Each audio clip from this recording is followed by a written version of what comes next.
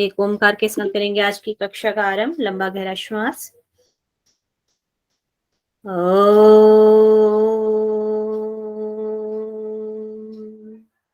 सहना भवतु सहनौ भुनक्तु सह वीर्यं करवावहै तेजस्विनावधीतमस्तु मा विद्विषावहै। ओम शांति शांति शांति। मेरे साथ प्रतिज्ञा दोहराएंगे। मैं प्रतिज्ञा करती हूँ आजीवन यम नियम का पालन करूंगी। मैं प्रतिज्ञा करती हूँ फर्स्ट टाइम में नेट जेआरएफ क्लियर करूंगी। मैं प्रतिज्ञा करती हूँ विश्व में योग का पताका फहराऊंगी। मेरी संकल्प शक्ति सुदृढ़ है, पवित्र है, अबाध्य है। ओम ओम ओम। मैं अपनी संकल्प शक्ति से सब कुछ कर सकती हूँ। ओम ओम ओम। मेरे पास अजय मनोबल है। ओम ओम ओम। दोनों हैंड्स को रब करेंगे, ढके और आ जाएंगे वापस।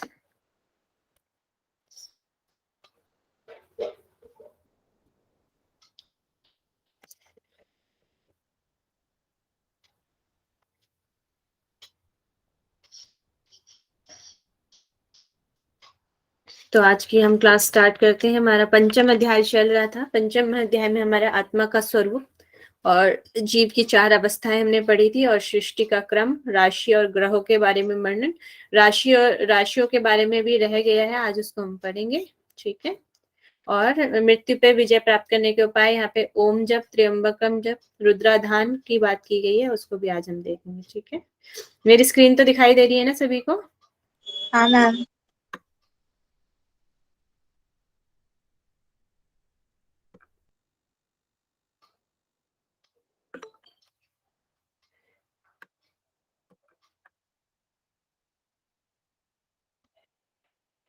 तो हम पंचम अध्याय में देख लेते हैं हमने क्या पढ़ा था उस दिन थोड़ा सा। तो इसमें आत्मा के बारे में पढ़ा था और इसमें हमारा एक लिंग शरीर होता है, कारण शरीर, जिसके माध्यम से हम अपने शरीर को बदलते हैं। क्षेत्रज्ञ को यहाँ पर आत्मा लिया गया है, परमात्मा, और सृष्टि का कर्म, भोक्ता, भोग्य, भोगायतन और इंद्रियों को बताया गया है। 4 अवस्था पढ़ी थी हमने, जागृत, स्वप्न, सुषुप्ति, तुरिया। और फिर यहाँ पर देह नाश होने पर जो प्राणी को शरीर मिलता है उसका एक सीक्वेंस बताया गया। प्राणीमात्र के बाद देहधारी, फिर उसके बाद बुद्धिजीवी, फिर मनुष्य, ब्राह्मण, विद्वान, विद्वान में दृढ़ बुद्धि वाले, क्रियावान और ब्रह्मविद, इस तरीके से है। फिर हमने शुरू किया था मृत्यु के समय लक्षण आ जाते हैं, दाएं भाग में विश्व रूप और बाएं भाग में अमृत रूप। फिर एक समय है, समय के हिसाब से हमने एक चार्ट देखा था। और फिर राशियों की बात थी। चल राशि जो हमारे वाम भाग में रहती है, जो चलायमान होती है उनको चल राशि। अचल राशि दाएं भाग में रहती है और उभय दोनों भाग में रहती है, वाम भाग में भी और दाएं भाग में भी। 12 राशियों का क्रम है।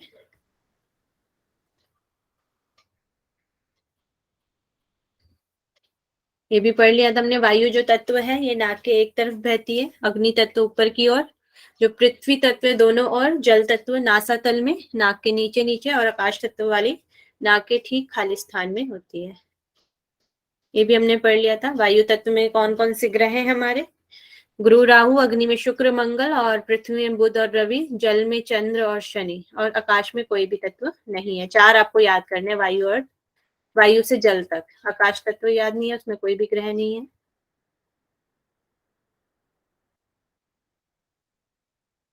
आज हमने यहाँ से पढ़ना है। ठीक है ना? ये पढ़ लिया तुमने नाक के दाहिने भाग में? नहीं मैम। ये नहीं पढ़ा। चलिए पढ़ते हैं आज। हो गया था। पूर्व क्रम से उदित ग्रह सर्वत्र सौम्य होते हैं और पश्चात क्रम से उदित ग्रह पाप ग्रह होते हैं। तो इसमें नाक के दाहिने भाग में शुभ कारक ग्रह कौन से होते हैं? राहु होते हैं, मंगल होते हैं, रवि होते हैं और शनि।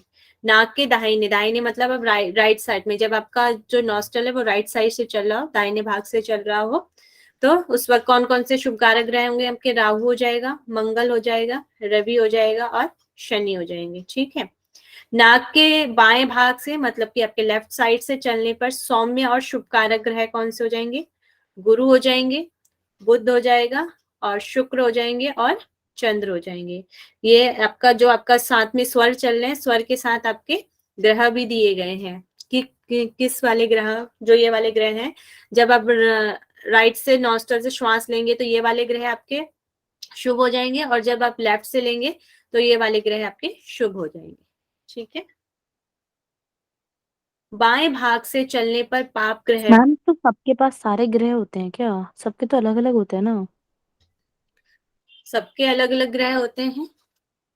तो ये दिन के बारे में बता रहे हैं, हमारे दिन में जो है वो 12 राशियां, 2 घंटे में हर राशि बदलती रहती है आपकी, उस प्रकार से भी दिया है। तो ग्रह की राशियों का बदलेगा तो ग्रहों का भी बदलेगा ही बदलेगा। इसको हम बहुत ज्यादा डिटेल से हमें नहीं पता, क्योंकि ये ज्योतिष का विषय भी है थोड़ा यहाँ पर, तो उसको हम इतने उससे क्लियरिटी नहीं पता है हमें भी ना, पढ़ना है। Okay ma'am. हम्म। बाएं भाग से चलने पर पाप ग्रह भी शुभ कारक तथा सौम्य ग्रह भी निश्चय ही अशुभ कारक होते हैं। जब बाएं भाग पे चलने पर जो पाप ग्रह भी है बताए गए यहाँ पर, वह भी शुभ कारक हो जाते हैं, और जो सौम्य ग्रह है हमारे वह भी अशुभ कारक हो जाते हैं।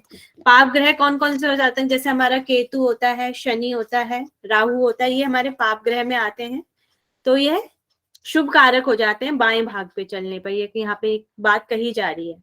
और जो सौम्य ग्रह होते हैं हमारे, निश्चय ही अशुभ कारक हो जाते हैं। इस तरीके की यहाँ पर बात की जा रही है।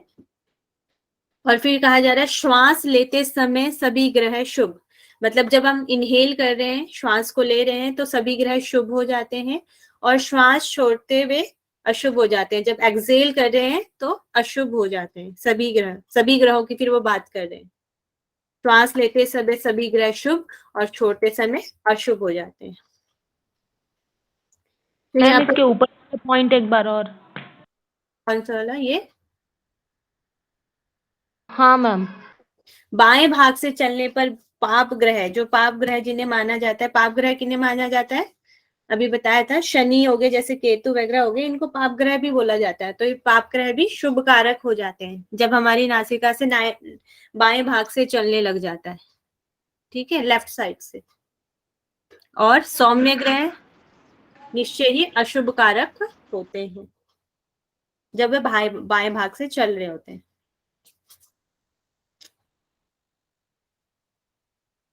फिर यहाँ पर प्रश्नकर्ता एवं फल का संबंध बताया गया है। जैसे पहले जो यहाँ पे वशिष्ठ और शक्ति की बात चल रही थी, जैसे शक्ति किसी अपने पिता से प्रश्न पूछने गया है, या कोई भी ऋषि मुनि पहले अपने गुरुओं से कोई भी प्रश्न पूछने जाता था, तो उस हिसाब से हम इसको देख सकते हैं कि आपका जो आप पूछना जा रहे हैं और जिससे आप पूछना चाह रहे हैं कि आपको उसका शुभ फल मिलेगा या नहीं मिलेगा।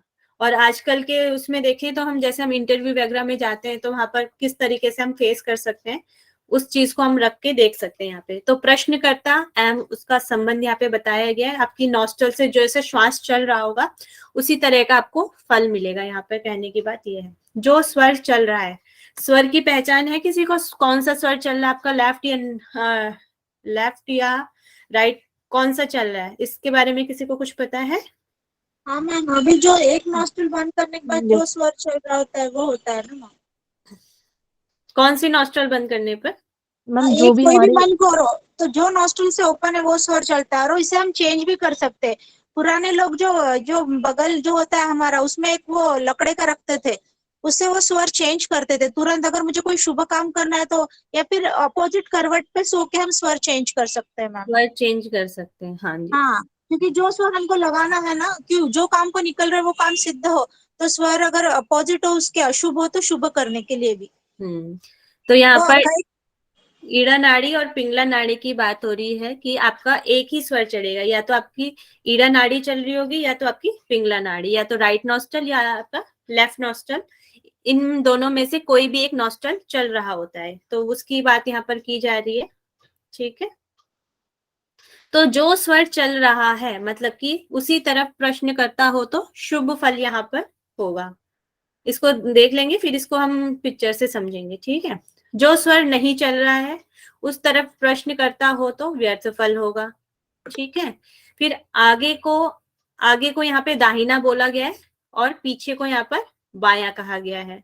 आगे को दाहिना और पीछे को बायां कहा गया है।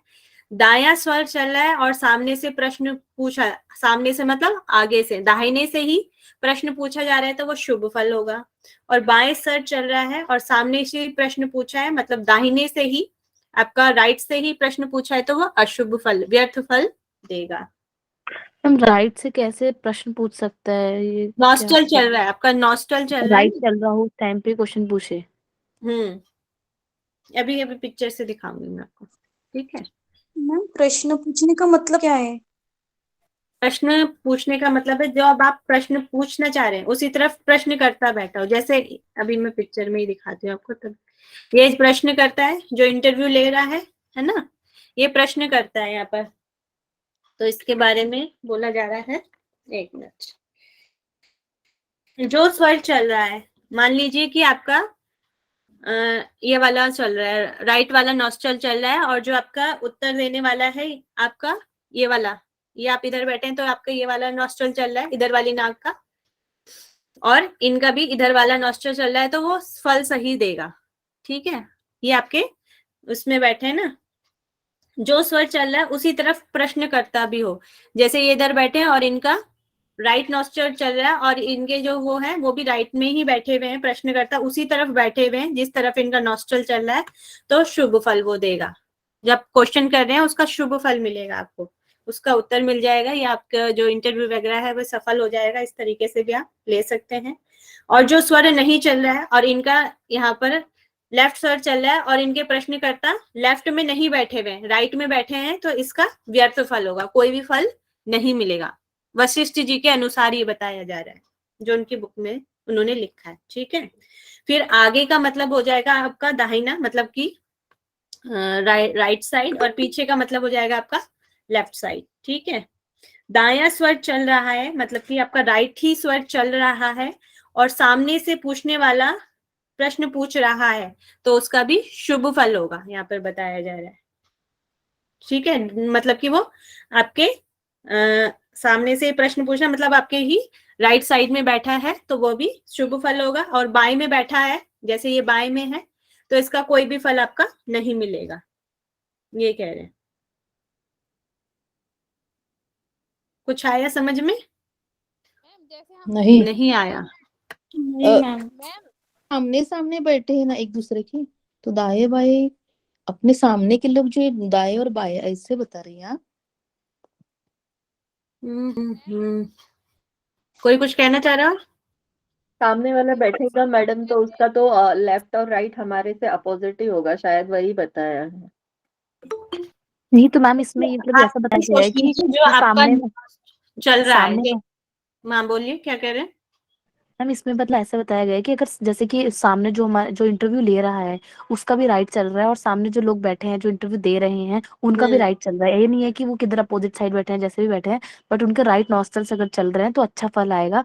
और अगर उसका मतलब अपोजिट नॉस्ट्रल चल रहा है, किसी का राइट और उनका अपोजिट वाले का लेफ्ट चल रहा है, तो अच्छा फल नहीं आएगा। वो ये कहना चाहते हैं, उससे ये मतलब नहीं है कि कौन सी साइड बैठा है किधर है, ये चीज नहीं है शायद हाँ, इसमें। सबका निचोड़ एक ही आता है कि आपका जो भी नॉस्ट्रल चल रहा है उसी साइड तो आपका प्रश्न इसमें साइड का बोलने की कोई जरूरत ही, लाइट रेस्ट गोल कहाँ पे भी बैठे हो उनका नॉस्ट्रिल ही मैंने नहीं। घुमा के बोल दिया। और आपको लर्न करने के लिए यह है कि जो भी आपका श्वास चल रहा है, जैसे राइट को यहाँ पे सही बताया गया, राइट श्वास चल रहा है तो उसी समय उसी मतलब कि आपके सामने उसी पोजीशन में आपका प्रश्नकर्ता बैठा रहना चाहिए, या सेम नॉस्ट्रल आपके चल रहे हैं तो वो भी सही है यहाँ पे। हाँ मैम, जैसे कि राइट साइड में नोस्ट्रल चल रही है और राइट साइड से प्रश्न करता है शुभ फल देगा, और नोस्ट्रल तो जैसे हमारी सांस चेंज होती है, और ये भी हो सकता है कि लेफ्ट साइड वाला प्रश्नकर्ता ने प्रश्न किया, हमारा लेफ्ट साइड चल गया, तो भी वो भी शुभ फल दे देगा फिर फिर इसके सब अकॉर्डिंग।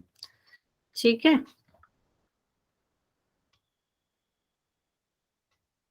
फिर इसमें कह रहे हैं दायां स्वर चल रहा है और पीछे से मतलब है आपका लेफ्ट साइड से प्रश्न पूछा जा रहा है तो उसका व्यर्थ फल होगा। और आपका बायां स्वर चल रहा है तो आपका पीछे से प्रश्न पूछ रहे हैं मतलब कि आपका लेफ्ट से प्रश्न पूछा जा रहा है तो भी वह शुभ फल देगा।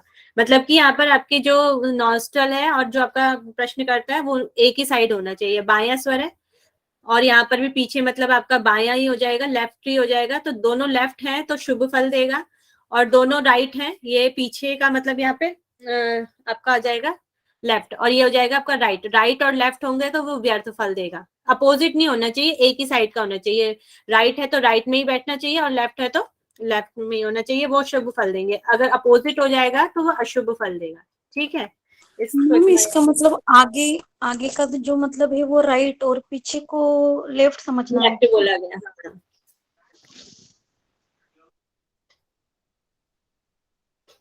ठीक है मैम इसमें एक ऐसा भी सुनने मैम ये चाहिए सामने जैसे से क्या है, फिर अगर सामने से लेफ्ट प्रश्न साइड सामने सामने लेफ्ट से मतलब साइड का है प्रश्न आपका पैर दाहिना।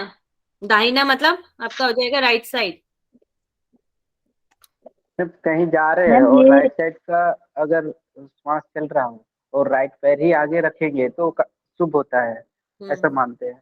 फिर अगर लेफ्ट साइड का स्वर चल रहा हो तो लेफ्ट साइड ही कहीं जाने से, जैसे अपने घर से बाहर निकल रहे हैं और चौखट पे जैसे पहला कदम रखेंगे तो वो लेफ्ट स्वर चल रहा हो तो लेफ्ट पैर रखना चाहिए, ऐसा बोलते हैं। अगर रात को भी अगर जैसे लेटे हुए हैं, सुबह जब मॉर्निंग में उठेंगे अपना पैर ऐसो बेड से नीचे धरती माँ के ऊपर रखते हैं तो पहले जो स्वर चल रहा है वही पैर को रखना चाहिए। जैसे राइट चल रहा है तो राइट, लेफ्ट चल रहा है तो लेफ्ट, चलिए। ऐसा सुना है हमने। सुना, कई सारी आपकी मिल जाएंगी कहानियां। तो ये सर है, सर विज्ञान के बारे में जो जानते हैं, जो बहुत ज्यादा डीप जानते हैं उनके बारे में। इसके बुक्स भी मैम आती है इसके ऊपर स्वरोदय क्वेश्चन आते करके। हैं क्या? क्या कह रहे हैं? इसके ऊपर क्वेश्चंस आते हैं? क्वेश्चन अभी तक तो इसमें से नहीं आया मगर आ सकता है। पीछे आपका राशि वाले में से इसमें से क्वेश्चन आया था आपका लास्ट से 20 में आपका इस यहाँ से क्वेश्चन आया हुआ है। ठीक है मैम एक चीज और, जैसे योग वशिष्ठ और योग संहिता अलग अलग है तो क्वेश्चन इससे आता है, योग वशिष्ठ भी आता है। तो सिलेबस में योग वशिष्ठ दिखा हुआ है, इसमें योग संहिता कहीं नहीं दिख रहा है, वशिष्ठ संहिता सॉरी। आपका हट ग्रंथ वाला जो टेक्स्ट होगा यूनिट 5 उसमें देखेंगे, उसमें मिलेगा आपको। जी। अब यहाँ पर स्वर की बात हो रही है दोबारा।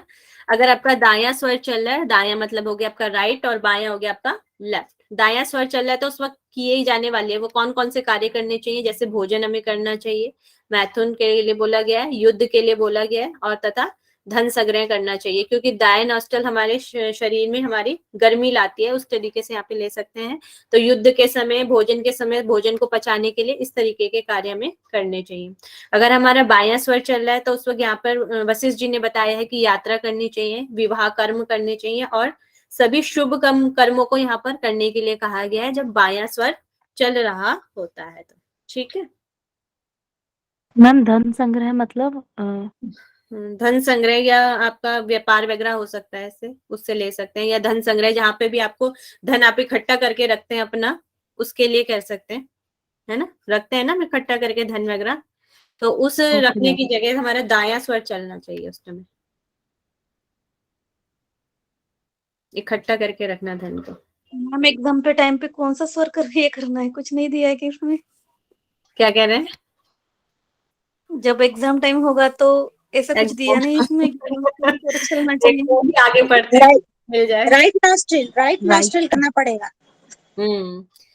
वो ज्यादा थोड़ा सोचने समझने की हमारी शक्ति बढ़े और हम कूल माइंड से एग्जाम दें। तब तो बायां स्वर चलना चाहिए नहीं ना नहीं शुभ कार्य के मैम, लिए। इसमें ना बायां ये नोस्टल सब चलना चाहिए, बायां स्वर पेपर देने ये के सब टाइम। करते रहेंगे तो मैम पेपर ही नहीं लिख पाएंगे, बाया और दाया।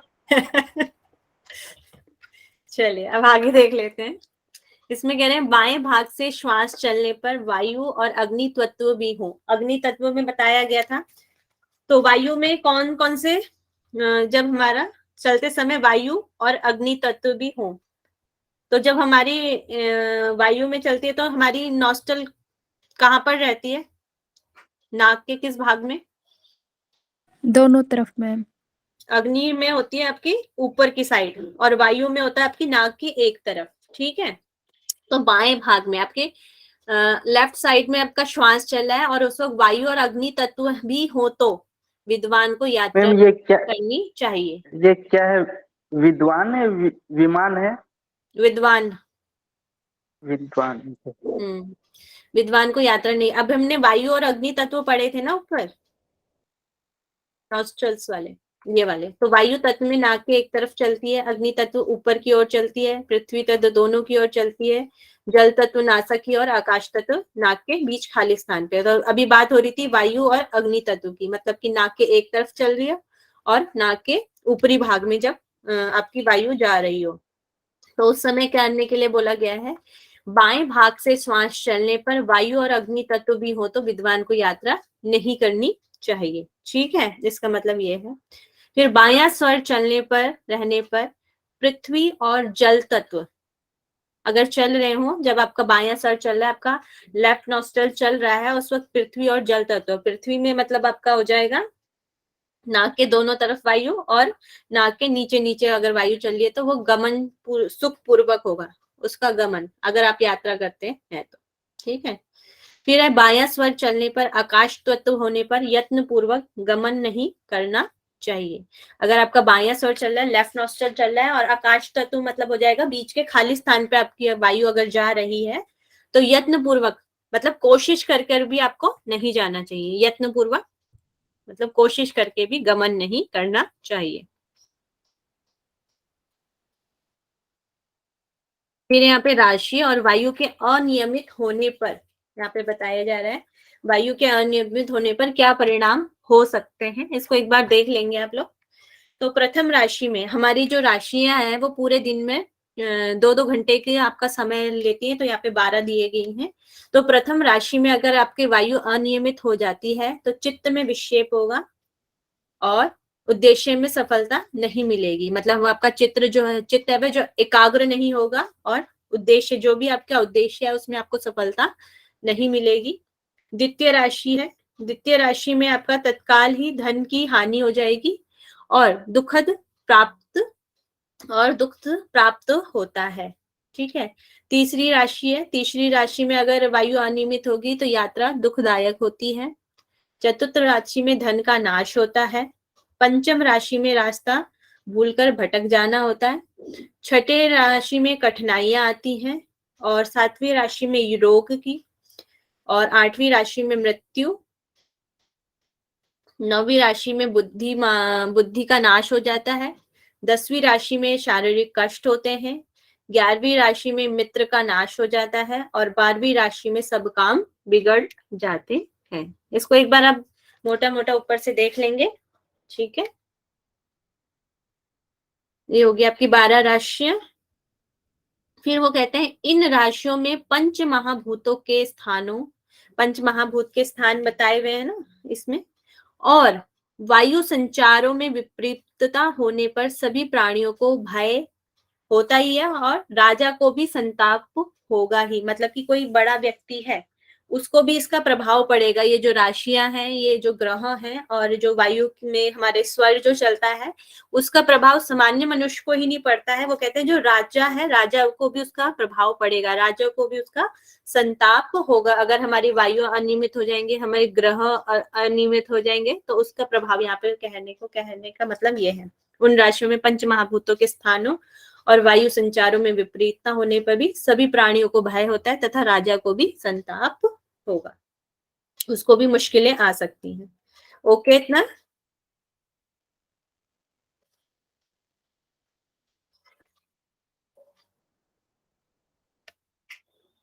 Yes you know. ये आपका पंचम अध्याय यहाँ पे समाप्त होता है और फिर आपका छठा अध्याय यहाँ पर स्टार्ट हो जाता है। फिर जो शक्ति फिर क्वेश्चन कर रहे हैं, मृत्यु से छुटकारा पाने का उपाय यहाँ पर वे पूछ रहे हैं। तो यहाँ पर गायत्री या प्रणव मंत्र हम लेते हैं ओम को, के द्वारा पहले आत्म विशुद्धि के लिए प्राण को संयम कर निर्मल चित्त होकर शरीर में स्थित ओमकार रूपी परम तत्व को जानकर उस ओमकार अक्षर का अपने शरीर में न्यास करने से मृत्यु से छुटकारा पाया जा सकता है।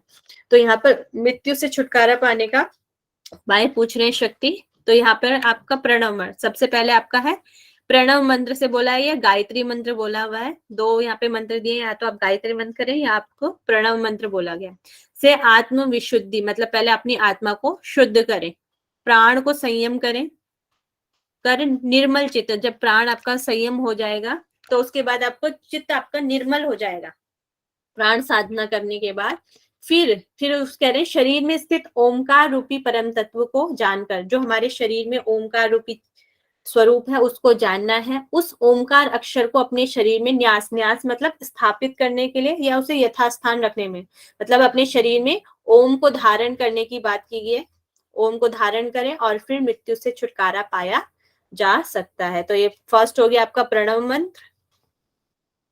सेकंड हो गया आपका त्र्यंबकम मंत्र। यहाँ पे मंत्र को नहीं दिया गया है, बस ये बताया गया है कि त्र्यंबकम मंत्र है, इसकी पूजा करें, आप ऐसे पूजा करें, और ये नहीं बताया गया कि मंत्र कौन सा है उसमें। ठीक है, त्र्यंबकम मंत्र, मंत्र के विधान से अपने हृदय में जप करने के लिए यहाँ पर कहा गया है। त्र्यंबकम मंत्र को इसका ध्यान रखना है कि त्र्यंबकम मंत्र कहाँ करने के लिए कहा गया है, तो हृदय में जप करने के लिए कहा गया है। इसको यहाँ पर रुद्र ध्यान भी कहा गया है। दो नाम इसके, त्र्यंबकम मंत्र और रुद्र ध्यान। ठीक है, और इसके बारे में कहा गया है सोहम मंत्र की उपासना करने पर मृत्युजय होता है, ऐसा ना करने पर स्व भूलिंग की बाह्य उपासना करनी चाहिए। तो यही इसका पार्ट है। फिर यहाँ पर सोहम मंत्र की उपासना करके मृत्युजय होता है, ऐसा ना करने पर स्व भूलिंग की बाह्य उपासना करनी चाहिए। फिर थर्ड नंबर पे आपका हृदय कमल में नारायण देव का चिंतन करना चाहिए। नारायण ध्यान जो है आपका हृदय कमल में करने के लिए कहा गया है। फिर है समाधि क्रम से भी मृत्यु को टाला जा सकता है। जो हमारा समाधि का क्रम है, जब हम अष्टांग योग को करते हैं तो अष्टांग योग से जो सभी संकल्पों से रहित शून्य अवस्था को समाधि कहते हैं। जब आप धीरे धीरे शून्य अवस्था तक पहुंच जाते हैं यम नियम का पालन करते हुए, जब आप शून्य अवस्था ध्यान के माध्यम से शून्य अवस्था तक पहुंच जाते हैं तो उसे समाधि कहते हैं। जीवात्मा और परमात्मा की एक रूपता ही समाधि को कहते हैं। फिर ध्यानादि क्रम से रहित जो अवस्था है, मतलब कि जो यम नियम आदि ध्यान से लेकर आप क्रम तक आ गए हैं, ध्यान तक, और ध्यान से रहित, ध्यान की अवस्था भी रहित हो गई है, उसे शून्यता कहते हैं। यहाँ पर समाधि क्रम से ये विशेष रूप से मृत्युंजय होते हैं। मृत्युंजय जो मृत्यु को जीत लेता है, तथा योगवेता होते हैं। कौन? जो शून्यता को प्राप्त कर लेते हैं वे योगवेता हो जाते हैं और मृत्यु को जीतने वाले हो जाते हैं, मृत्युजय हो जाते हैं। फिर यहाँ पर ऊपर का ही दिया है, प्रथम में हमें ओम जप करना है, द्वितीय में हमें त्र्यंबकम मंत्र जप करना है या रुद्र ध्यान उसे बोला गया है, और तृतीय में आपका नारायण का ध्यान करने के लिए बोला है हृदय कमल में, और त्र्यंबकम जप को भी हृदय में ही बोला गया है। चतुर्थ हो गया आपका समाधि। ये सब क्या है? मृत्यु से हमें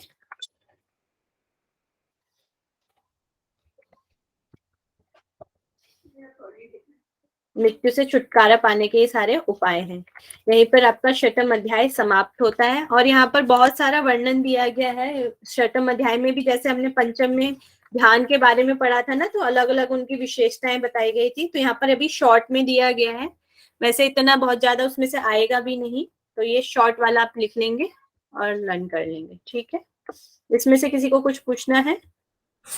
मैम बोलिए। एग्जाम में इसके अध्याय पूछ ले तो कितने बताने होंगे मैम? 6 या 8?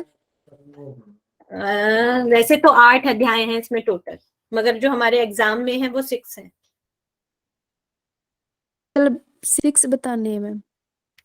वैसे तो बताएंगे आप, उसमें ऑप्शन में भी देखना पड़ेगा। अगर आपका ऑप्शन 8 का है तो उसमें ऑप्शन 8 में लिखेंगे। और हाँ, दोनों आप ध्यान में रखिए कि 8 है और 6 है, ही हमें पढ़ने हैं। है तो टोटल दोनों ऑप्शन में हुए तो क्या कह रहे हो? दोनों ऑप्शन में हुए तो वो रॉन्ग हो जाएगा फिर, और एनटीए वाले आपको मार्क्स दे देंगे। क्वेश्चन भी उसी हिसाब से होगा ना मैम, कि योग में आपको कितने अध्याय पढ़ने, ऐसे कुछ क्वेश्चन होगा ना, उसका टाइप अलग होगा क्वेश्चन का ना। या तो वो मैम ऐसे क्वेश्चन कभी ऐसा नहीं दे आते देते मैम, हैं कि जिसमें ऐसे वो क्वेश्चन नहीं आते। ठीक है, तो आपका यहाँ पर वशिष्ठ संहिता समाप्त होता है। अब क्वेश्चन आंसरिंग हम कर लेंगे, ये भी हो गया क्वेश्चन आंसर। दिखा दो थोड़ा राशि में, क्या कह रहे हैं? राशि वाला स्लाइड दिखा दो। राशि वाला स्लाइड,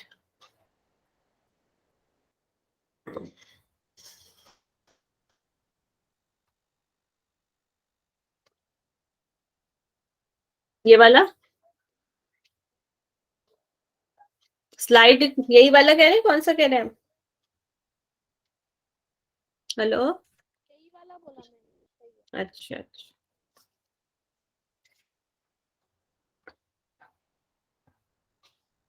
हो गया, स्क्रीनशॉट ले लिया। चलिए अब हम क्वेश्चन आंसर कर लेते हैं।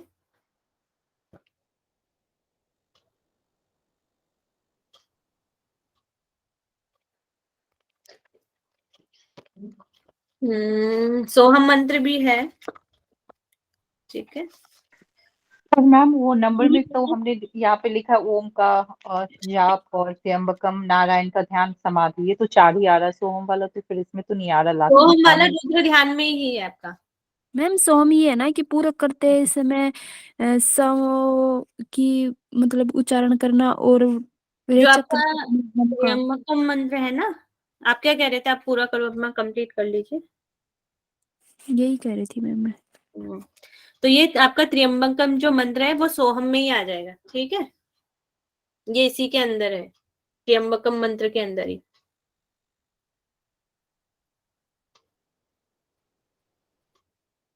मैम रिवीजन क्लास भी स्टार्ट होगी क्या एग्जाम के टाइम पे? रिवीजन क्लास भी होगी, आपका ये कोर्स कंप्लीट हो जाए तो उसके बाद आपकी रिवीजन मैम क्लास स्टार्ट हो जाएगी आपकी। उपनिषद कब करवाओगे मैम?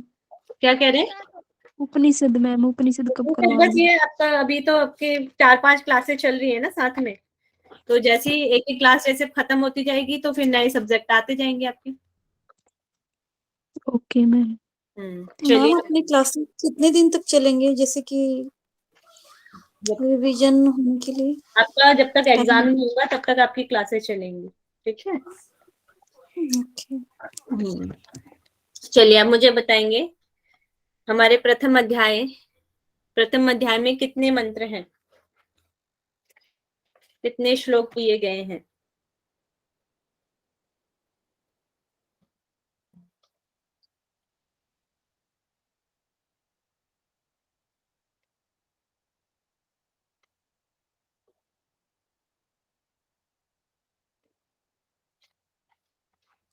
भूमिका साहू जी कह रही है 84। Wait, very good. चलिए अब मुझे बताएंगे, कर्म के कितने प्रकार हैं? वशिष्ठ संहिता के अनुसार कर्म के कितने प्रकार हैं? 2 प्रकार है। कौन कौन से 2 प्रकार हैं? सगुण और निर्गुण। रॉन्ग है। प्रवर्तक कर्म और ज्ञान और कर्मयोग। मैंने कर्म पूछा था, योग नहीं पूछा था। कौन कौन से 2 कर्म है? प्रवर्तक कर्म और निर्वर्तक कर्म। प्रवर्तक और निर्वर्तक। निर्वर्तक कर्म के कितने प्रकार हैं?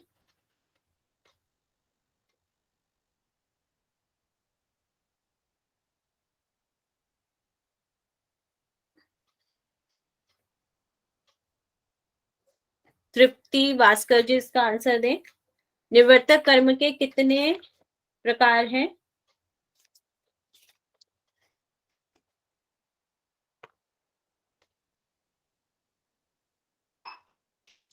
रश्मि खरे जी इसका आंसर करें। 2 प्रकार है। मैम इसके 2 प्रकार हैं, बाह्य कर्म और अभ्यंतर कर्म। बाह्य और अभ्यंतर कर्म, वेरी गुड। हमारे अभ्यंतर कर्म में कौन कौन सी चीजें आ जाएंगी? किस रूप से होती हैं वो? आंतरिक रूप से, मानसिक आत्मा रूप में, से। बुद्धि के रूप और मानसिक रूप से जो आप करते हैं वो वाली हो जाएंगी। और बाह्य में कैसे आ जाएगा? शारीरिक रूप से। शारीरिक रूप से आ जाएगा, वेरी गुड।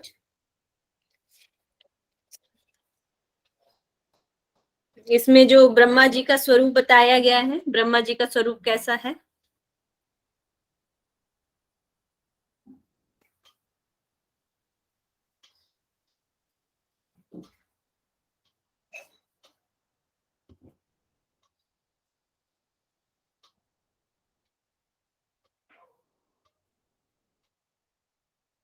किसी को पता है आंसर? ब्रह्मा जी का स्वरूप? मैम क्या बोलते हैं, पद्मासन में बैठे हैं, चतुर्मुखी हैं और अविनाशी जड़ चेतन के सृष्टा हैं। जड़ चेतन के सृष्टा बताएंगे। चलिए ठीक है। अब मुझे बताएंगे जो शक्ति है, शक्ति जी का फर्स्ट क्वेश्चन क्या था? अपने पिता से क्या क्वेश्चन करते हैं वो?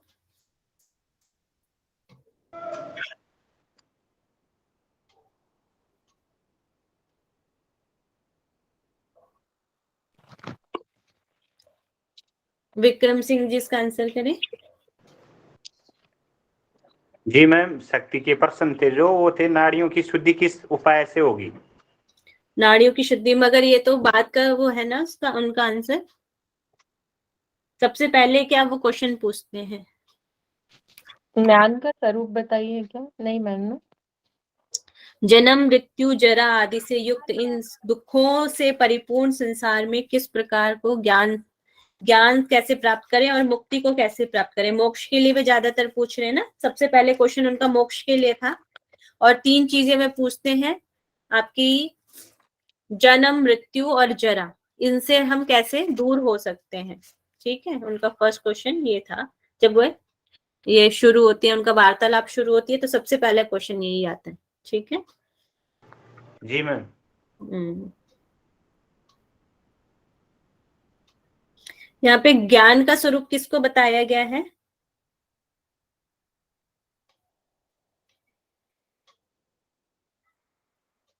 भूमिका साहू का आंसर आया है योग, तो ये राइट आंसर है। तो यहाँ पे ज्ञान के स्वरूप का जो हमारा योग है उसको बताया गया है, जो हमें मोक्ष तक ले जाता है। अब मुझे बताएंगे अष्टांग योग के बहिरंग साधन कौन कौन से हैं? कितने हैं पहले वो बताएं। 4 हैं, अब उनके नाम बताएं। यम नियम आसन प्राणायाम।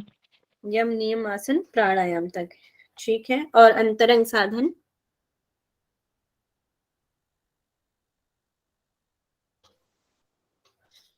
प्रत्याहार धारणा ध्यान समाधि।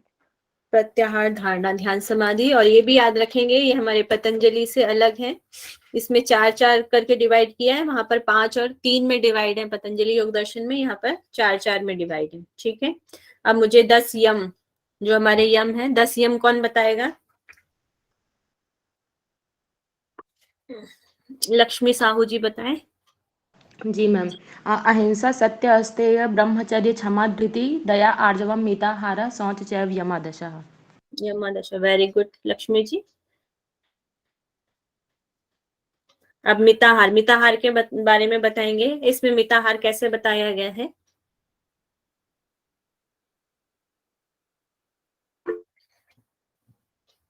संध्या जी आप बताएं। मैम मिताहार सन्यासियों के लिए 8 ग्रास, वानप्रस्थ लोगों के लिए 16 और गृहस्थाश्रम लोगों के लिए 32 ग्रास और ब्रह्मचारियों के लिए आवश्यकता अनुसार। आवश्यकता अनुसार है। इसको भी अच्छे से लर्न कर लेंगे, क्योंकि यहाँ पे मिताहार अलग है और जो चीज अलग होती है वही हमारे एग्जाम में ज्यादातर पूछी जाती है। ठीक है, चलिए अब 10 नियम के बारे में बताएं। टाइप करें पहले, और जो सबसे पहले टाइप करेगा वो आंसर करे।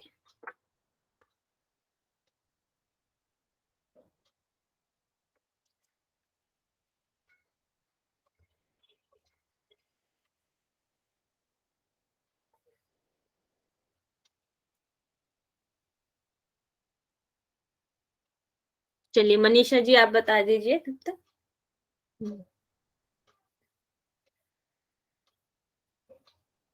तप संतोष आस्तिक्य दान ईश्वरम पूजनम सिद्धांत वाक्य श्रवणम मति च जप व्रत। वेरी गुड मनीषा जी, आपका आंसर सही है। आप मुझे बताएंगे तप, तप की क्या डेफिनेशन यहाँ पर दी गई है? कठोर चंद्रायन। कठोर चंद्रायण व्रत यहाँ पर करने के लिए कहा गया है। Very good.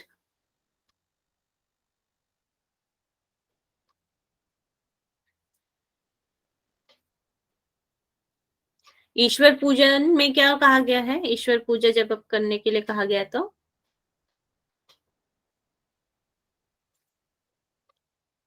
ईश्वर पूजन में किसका पूजन करने की बात की गई है? भूमिका साहू जी का आंसर आया, विष्णु जी की पूजा करने के लिए कहा गया है। Very good. नेक्स्ट मुझे बताएंगे जप। यहाँ पर जप दिए गए हैं, किस प्रकार के जप दिए गए हैं?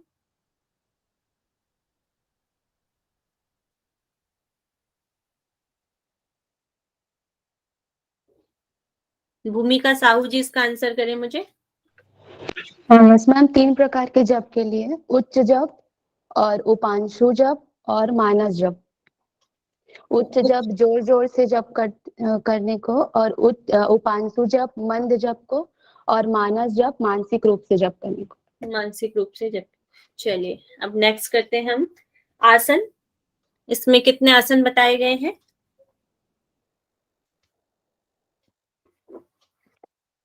10। मान्यता योग के जो है वो बताएंगे, 10 आसनों के नाम बताएं। स्वस्तिकासन, गौमुखासन, वीरासन, सिंहासन, पद्मासन, मयूरासन, कुकुटासन, कूर्म, भद्रासन और मुक्तासन। मुक्तासन। चलिए ठीक है, आपका आंसर वेरी गुड। नेक्स्ट मुझे बताएंगे पूजित आसन। सभी के द्वारा पूजित आसन कौन सा है? सिद्धासन। रॉन्ग है। सिद्धासन यहाँ पर नाम ही नहीं दिया गया है। पद्मासन। तो यहाँ पर पद्मासन दिया गया है। और योगियों द्वारा पूजित आसन कौन सा है? सिंहासन। सिंहासन। और विष को दूर करने वाला आसन कौन सा है? भद्रासन। भद्रासन। भद्रासन। तो इसको ये अलग है, इसको भी अच्छे से लर्न करेंगे। आपका मिताहार है उसको अच्छे से लर्न करेंगे, ठीक है। नाड़ी शुद्धि का अभ्यास कब करना चाहिए?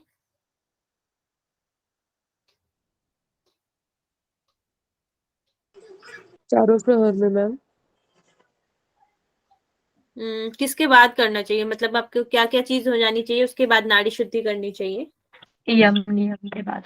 यम नियम। यम नियम और आसन, तीनों चीजों को यहाँ पर बोला गया है। उसके बाद आपकी नाड़ी शुद्धि होगी, ठीक है।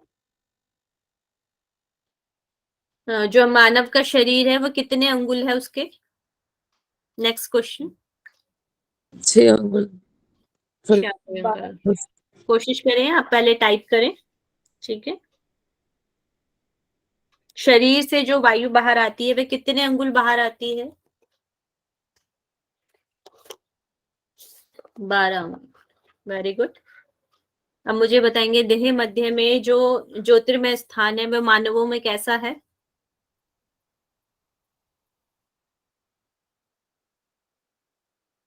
काजल जी कह रही त्रिकोण, संध्या जी त्रिकोण। त्रिकोण, वेरी गुड, त्रिकोणाकार है। कंद का स्थान कहाँ पर है?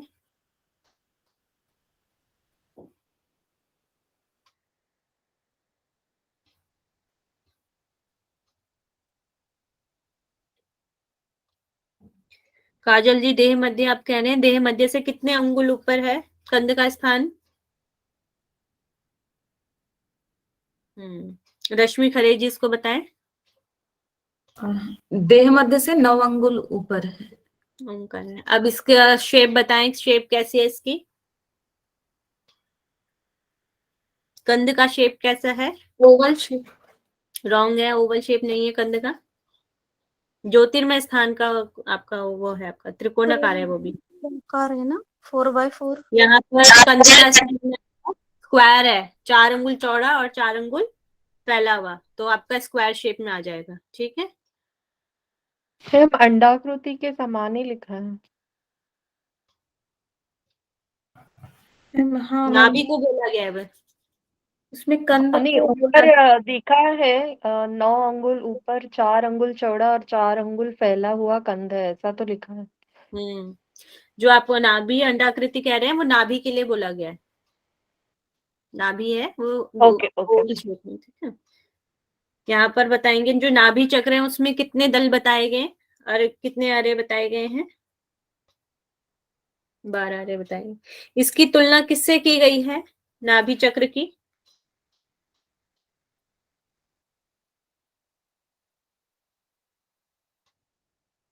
नाभि चक्र की तुलना किससे की गई है?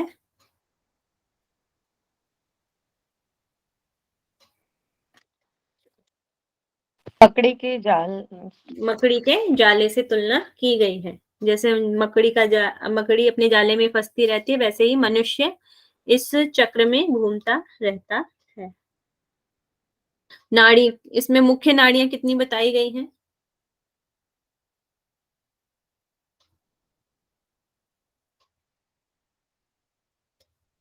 विक्रम सिंह जी का आ गया। टोटल नाड़ियां 72,000 है, उनमें से मुख्य नाड़ियां 14 नाड़ियां बताई गई हैं। और ऐसी ही 14 नाड़ियां और कहाँ बताई गई है हमारी? शिव संहिता।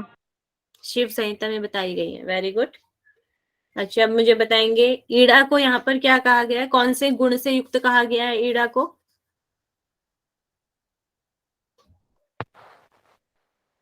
तामस। भूमिका साहू जी का आंसर आया तामस।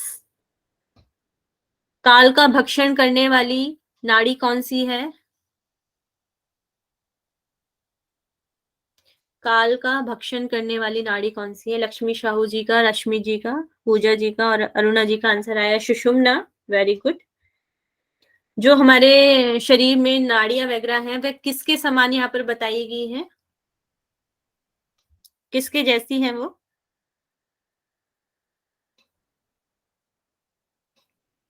पीपल के पत्ते के समान यहाँ पर हाँ। पत्ते के साथ।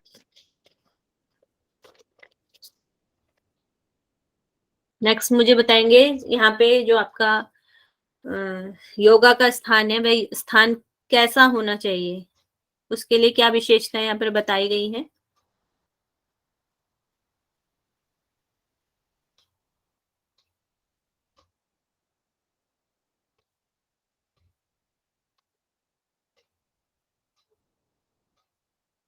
विक्रम जी का आया है फल, मूल और जल। इन तीनों चीजों से वह स्थान भरा हुआ होना चाहिए। और कितने समय स्नान करने के लिए यहाँ पर बोला गया है फिर?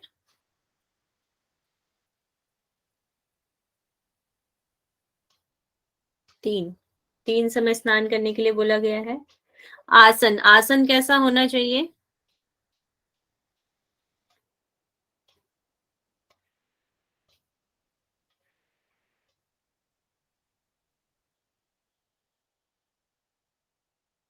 कुश का होना चाहिए और मृग चर्म। वेरी गुड, रश्मि जी का आंसर सही आया, कुश अथवा मृग चर्म का होना चाहिए। ठीक है। अब पूरक कितनी मात्रा से करने के लिए कहा गया है नाड़ी शुद्धि में?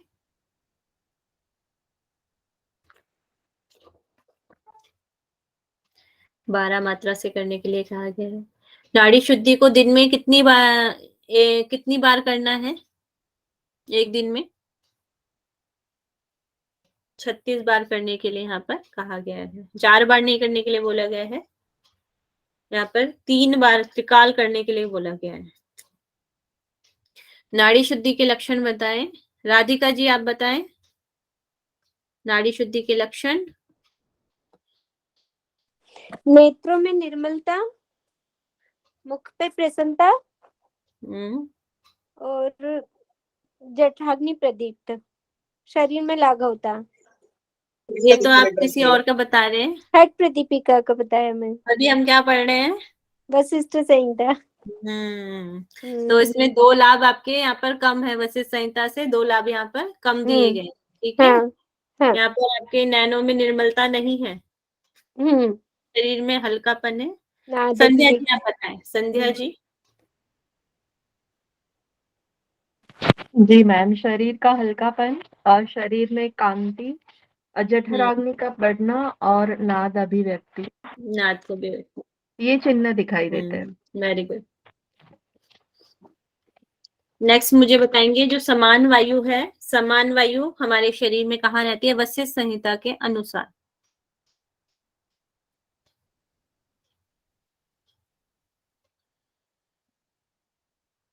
ऑल। तुषार जी का आंसर आ रहा है ऑल बॉडी। और संपूर्ण शरीर में रहती है समान वायु। Very good. नेक्स्ट मुझे बताएंगे प्राण का स्थान कहाँ कहाँ पर है, प्राण वायु का।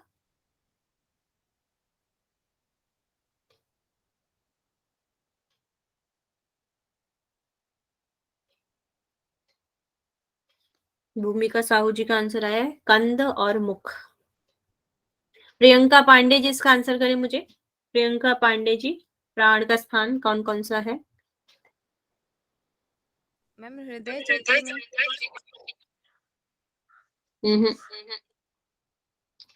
मैम एक्चुअली मेरी अभी थोड़ी वायु की क्लास बात मिस हो हुई। गई थी। हाँ मैम वायु। क्लास मिस हो गई थी मेरी अभी 1-2 दिन तो। चलिए ठीक है।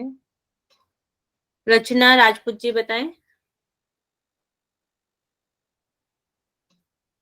नासा में, हृदय में और नाभि में, पैर का अंगूठा और अस्थि। अस्थि में तो आपके और आएंगे, अस्थि इसमें नहीं है। इसमें कंद, मुख, नासिका, हृदय, नाभि और पादंगुष्ठ है।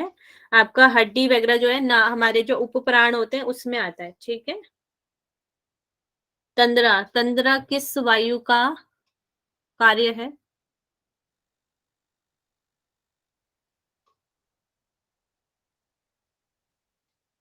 लक्ष्मी साहू जी का है देववत। Very good.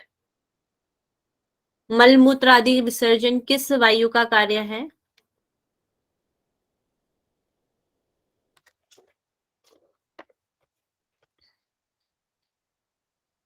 उपान का है। अब मुझे बताएंगे मर्म स्थान, टोटल मर्म स्थान कितने हैं?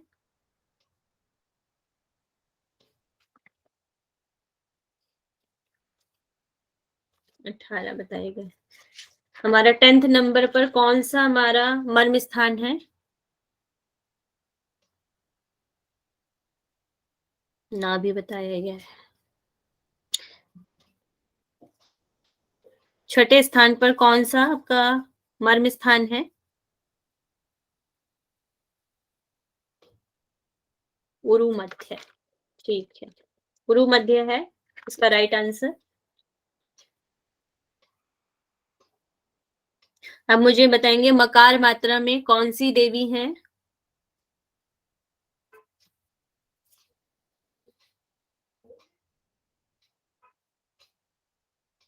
सावित्री देवी है। ये कितने वर्ष की बताई गई है यहाँ पर?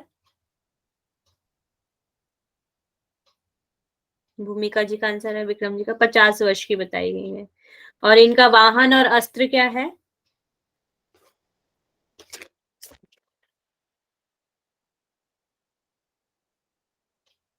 शूल। भूमिका जी कह रही है शूल। ठीक है। और वृषभ और शूल लक्ष्मी साहू जी का आंसर आया है। नेक्स्ट मुझे बताएंगे यहाँ पर जो रेशो है आपका प्राणायाम का रेशो जो है वो कौन सा रेशो यहाँ पे दिया गया है? ओमकार प्राणायाम का रेशो।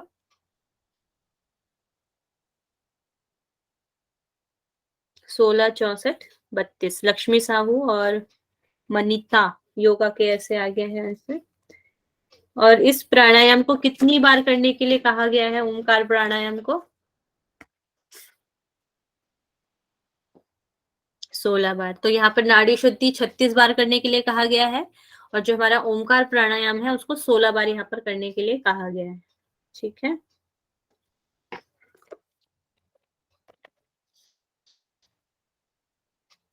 नाद का क्रम बताएं। नाद में कैसी कैसी हमें ध्वनियां सुनाई देती हैं?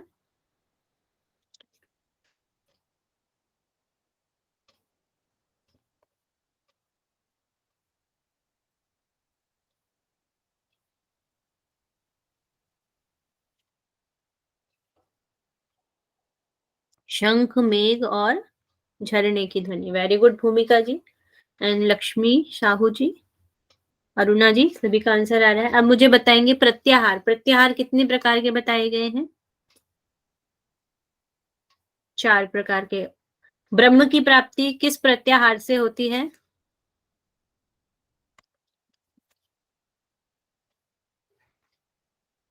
ब्रह्म की प्राप्ति किस प्रत्याहार से होती है? महेश जी का आंसर आया है उत्तम। हमारा जो उत्तम प्रत्याहार है उसको यहाँ पर ब्रह्म की प्राप्ति के लिए बताया गया है। Very good. अब मुझे बताएंगे धारणा। धारणा कितने प्रकार की बताई गई है? 5 प्रकार की बताई गई है। वायु का स्थान कौन सा है? वायु धारणा में कहां से लेकर कहां तक हमें ध्यान करना चाहिए?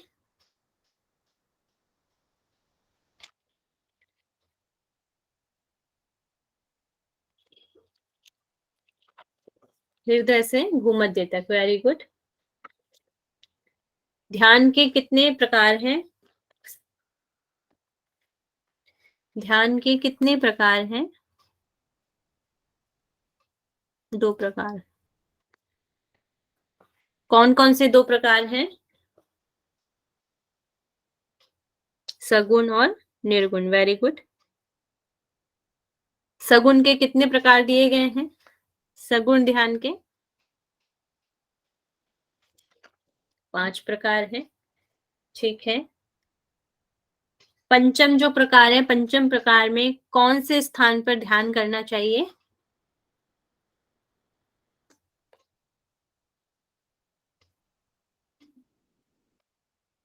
पंचम ध्यान का स्थान क्या है? सूर्य मंडल है। Very good. चतुर्थ ध्यान में किस पुरुष का ध्यान करने के लिए कहा गया है?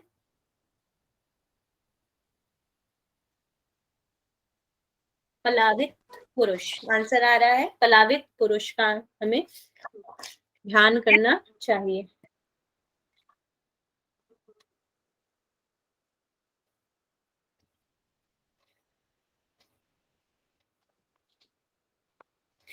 जो हमारे 8 अंग है, अष्टांग योग का श्रवण करने से क्या फल की, किस फल की प्राप्ति होती है? अष्टांग योग के करने से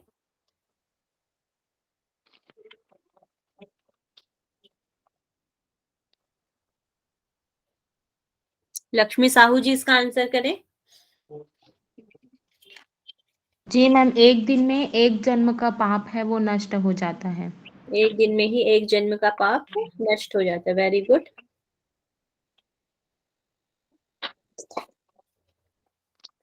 जीव की 4 अवस्थाएं कौन कौन सी हैं?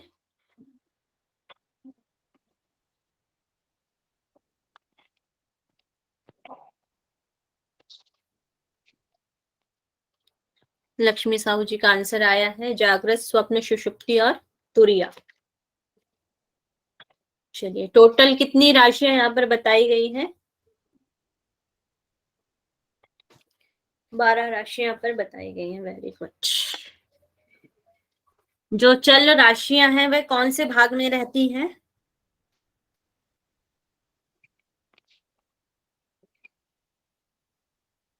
संध्या जी का आंसर आया है वाम भाग में, दाहिने भाग में। मनिता जी का। चलिए, 6 प्राण का एक क्या बनता है?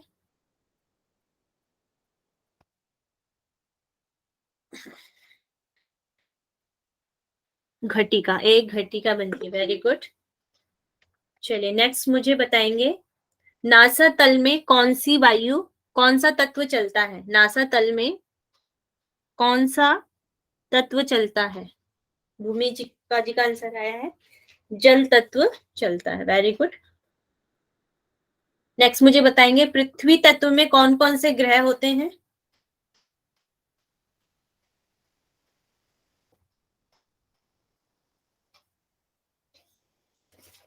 भूमिका जी का आंसर बुध और रवि। चलिए, यहीं पे हम अपने क्वेश्चन आंसर समाप्त करते हैं और यहीं आज आपका वशिष्ठ संहिता कंप्लीट हो गया है और सभी प्रेयर के लिए तैयार हो जाएंगे। फिर आपकी नेक्स्ट क्लास है। लंबा गहरा श्वास भरें। ओम सर्वे भवन्तु सुखिनः, सर्वे सन्तु निरामयाः, सर्वे भद्राणि पश्यन्तु, मा कश्चित् दुःखभाग् भवेत्। ओम शांति शांति शांति। हमने दोनों हैंड्स को रब करेंगे और आंखें ढकें।